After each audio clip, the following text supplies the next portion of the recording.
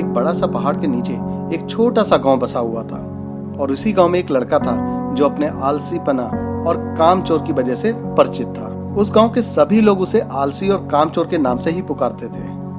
वह लड़का पूरे दिन गांव के पीछे एक पेड़ के नीचे बैठा रहता था और बैठे बैठे अपने बारे में, अपने भविष्य के बारे में बस सपने देखा करता था। उस लड़के का पूरा दिन बस ऐसे ही आलस में गुजर जाता था। अचानक एक दिन उस गांव में एक बुद्ध भिक्षुक आए। वह बुद्ध भिक्षुक अगले 3 दिनों तक उसी गांव में रहने वाले थे। बुद्ध भिक्षु सारा दिन उसी गांव में भिक्षा करते थे और गांव के लोगों को अच्छे अच्छे उपदेश दिया करते थे। और जब रात हो जाती थी तब वो गांव के पास में ही एक बुद्ध मठ में विश्राम किया करते थे। बुद्ध भिक्षु प्रतिदिन उस गांव में भिक्षा के लिए जाते थे और उपदेश देते थे और उस लड़के को प्रतिदिन पेड़ के नीचे बस चुपचाप बैठे हुए देखा करते थे। वो ये सोचा करते थे, ये बालक, ये लड़का आखिरकार बैठा क्यों हुआ है। लगातार बुद्ध भिक्षु उसे पेड़ के नीचे बैठा हुआ देखा करते थे। वो लड़का हमेशा सपने देखा करता था और अपना पूरा दिन ऐसे ही व्यर्थ कर देता था। कोई काम नहीं करता था, कुछ भी नहीं, बस सपने देखा करता था। ये सब देखने के बाद बुद्ध भिक्षु समझ गए थे कि वह लड़का मानसिक आलसी का गुलाम बन चुका है। तीसरे दिन जब बुद्ध भिक्षु गांव से भिक्षा करने के बाद वापस लौट रहे थे तब फिर से उनकी नजर उस लड़के पर पड़ी और देखा वो आज भी पेड़ के नीचे बस बैठा हुआ है और सोचे जा रहा है। ये देखकर बुद्ध भिक्षु को अब रहा नहीं गया और वो तुरंत उस लड़के के पास पहुंच गए। बुद्ध भिक्षु ने उस लड़के से कहा, बेटे, तुम्हारे लिए मेरे पास एक छोटा सा काम है। मैं चाहता हूँ तुम उस पहाड़ी की चोटी तक जाओ और वहां से मेरे लिए एक पंख लेकर आओ। वह लड़के ने बैठे बैठे अपने गर्दन घुमाई और उस पहाड़ की ऊंची चोटी की तरफ देखा और उसके बाद बुद्ध भिक्षु से कहा, यह काम मुझसे नहीं हो पाएगा क्योंकि वहां तक जाने के लिए मुझ में उतनी ताकत नहीं है। बुद्ध भिक्षु ने कहा, मुझे जिस पंख की तलाश है वह उस पहाड़ी के शिखर पर नहीं मिलेगा। वह पंख उस पहाड़ी की दूसरी तरफ एक गुफा के अंदर मिलेगा और उस पंख को हासिल करने के लिए उस पहाड़ी की शिखर तक चढ़कर तुम्हें दूसरी तरफ नीचे उतर कर जाना पड़ेगा। बुद्ध भिक्षु ने कहा, वह पंख कोई साधारण पंख नहीं है। तुमने उस पंख को आज तक कभी नहीं देखा होगा। वह पंख बहुत ही अनमोल है, दुर्लभ है और बहुत ही सुंदर है। बुद्ध भिक्षु की इन बातों को सुनकर उस लड़के के मन में एक उत्सुकता जाग गई क्योंकि उस लड़के ने आज से पहले किसी भी पंख के बारे में इतनी तारीफ नहीं सुनी थी। और फिर वो सोचने लगा कि अगर वो सफर तय करेगा तो बड़ा दिलचस्प रहेगा। उसके बाद उसने बुद्ध भिक्षु से कहा, ठीक है महाराज, मैं आपके लिए ये दुर्लभ पंख जरूर लेके आऊंगा। और उसके बाद लड़का बिना कुछ सोचे समझे बस चल दिया। लेकिन वो सफर आसान नहीं था, बहुत ही कठिन था क्योंकि पहाड़ी पे चढ़ना कोई आसान बात तो होती नहीं है। इसलिए जैसे ही उसने चढ़ाई शुरू की, शुरुआत में ही वो थकने लगा। उसकी सांसें फूलने लगी, शरीर से काफी पसीना आने लगा, लेकिन फिर भी उसने हार नहीं मानी। वो लगातार पहाड़ियों की तरफ चढ़ता ही चला गया। जैसे जैसे वह ऊपर चढ़ने लगा वैसे वैसे उसके शरीर में और जोश आने लगा और ये सब आज से पहले ऐसा कभी उसने महसूस नहीं किया था। बहुत कोशिश और कड़ी मेहनत के बाद जब लड़का आखिरकार उस पहाड़ी की शिखर तक पहुंच गया, अब उसकी हालत बहुत गंभीर हो चुकी थी। वो बहुत थक चुका था। लेकिन वहां शिखर पर पहुंचने के बाद उस लड़के के अंदर बहुत बड़ी एक खुशी थी क्योंकि वहां का दृश्य ही कुछ ऐसा था। उसके अंदर से आत्मा संतुष्टि का एहसास हो रहा था। उसके चेहरे पे एक अलग सी मुस्कान थी।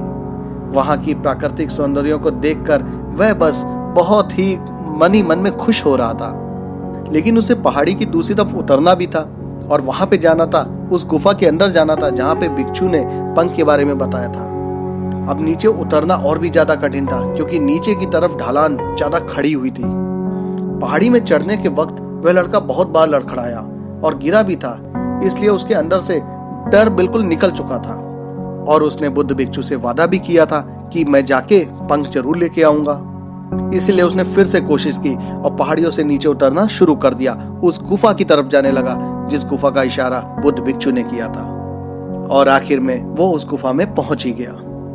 जब वह गुफा में पहुंचा और देखा कि वह पंख गुफा के अंदर ही पड़ा हुआ था, जो गुफा में एक रोशनी जैसा चमक रहा था। वह पंख को अपने हाथों में लेता है और पंख की सुंदरता को देखकर आश्चर्य हो जाता है, क्योंकि वह पंख एक साधारण पंख नहीं था। उस पंख की सुंदरता ही बता रही थी कि उसको आज तक किसी ने नहीं देखा है।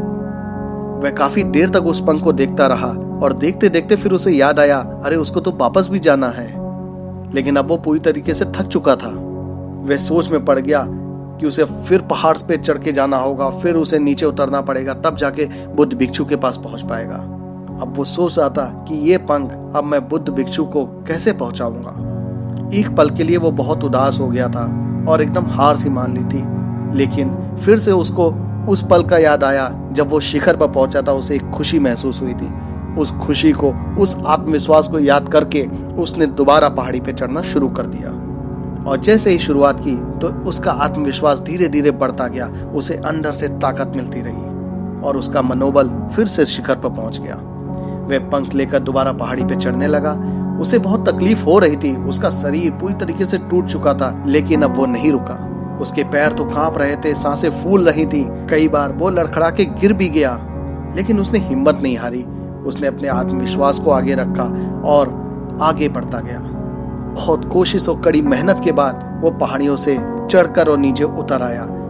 उसके बाद वो बुद्ध भिक्षु के पास पहुंचा और उनको पंख थमा दिया। और पंख थमाने के बाद उसको काफी खुशी महसूस हुई। उसे अंदर से बहुत संतुष्टि मिल रही थी। उसने सोचा आज एक बहुत अच्छा काम करके उसने अपने अंदर का आलस को खत्म कर दिया है। उसकी चेहरे की रौनक और खुशी देखकर बुद्ध भिक्षु ने कहा कि तुम्हारी सफलता को देखकर मैं भी बहुत खुश हूँ। आज तुमने तुम्हारे जीवन का एक बहुत महत्वपूर्ण काम सीखा है। आलस एक बहुत बुरी चीज है जिसे स्वीकार कभी नहीं करना चाहिए। आलस एक ऐसी आदत है जो इंसान की मानसिकता के ऊपर हावी हो जाता है और उसे दूर करना बड़ा मुश्किल हो जाता है। इसलिए आलस को कभी अपने पास मत आने दो। आलस एक बहुत बड़ी बाधा है जो जीवन की सफलता पाने में बड़ा रुकावट डालता है। तुम्हें आलस को तोड़कर अपने कदम को आगे बढ़ाना पड़ता है। अपने उद्देश्य की ओर हमेशा चलना ही पड़ता है और तब तक चलना पड़ता है जब तक तुम्हारा लक्ष्य तुम्हारे हाथ में ना हो। लड़के ने बुद्ध भिक्षु की बात की गहराई और महत्व को समझते हुए हाँ में अपने सिर को हिला दिया। उसे आज एहसास हुआ था कि उसे हमेशा ही कठिन और महान चीजों को करने में सक्षम था। उसे आज एहसास हुआ था कि वो सक्षम तो था कोई भी काम करने में, कोई भी कठिन काम करने में, लेकिन आलस उसके बीच में आ रही थी। लेकिन आज उसने उस आलस को त्याग दिया। उसने उस आलस की मानसिकता को त्याग दिया। अब उसे अच्छी तरह से पता चल गया था दुनिया का कोई भी काम बहुत ज्यादा कठिन नहीं होता है, लेकिन हमारे अंदर की ताकत, हमारे अंदर का आलस ही बीच में बाधा डालता है। उसके बाद बुद्ध भिक्षु ने उस लड़के को आशीर्वाद दिया और फिर वो गांव से चले गए। दोस्तों, इस कहानी से हमें एक चीज जरूर सीखने को मिलती है कि हमें अपना लक्ष्य हासिल करने के लिए अपने कदमों को जरूर आगे बढ़ाना चाहिए। अगर हम अपने कदमों को आगे नहीं बढ़ाएंगे तो हमें पता ही नहीं चलेगा कि हम कहाँ पे कमजोर हैं। और आलस को बीच से निकालना पड़ेगा, क्योंकि आलस ही एक ऐसी चीज है जो हमें अपने कदम बढ़ाने के लिए रोकती है। आलस से छुटकारा पाने के लिए हमें खुद को चुनौती देनी चाहिए और हम बड़े बड़े महत्वपूर्ण लक्ष्य बनाना चाहिए। लक्ष्य भले ही कितना कठिन क्यों ना हो, लेकिन हमेशा हमें आगे जरूर बढ़ना चाहिए। अगर आपको ये वीडियो पसंद आया हो तो हमारे इस चैनल को जरूर सब्सक्राइब कीजिए।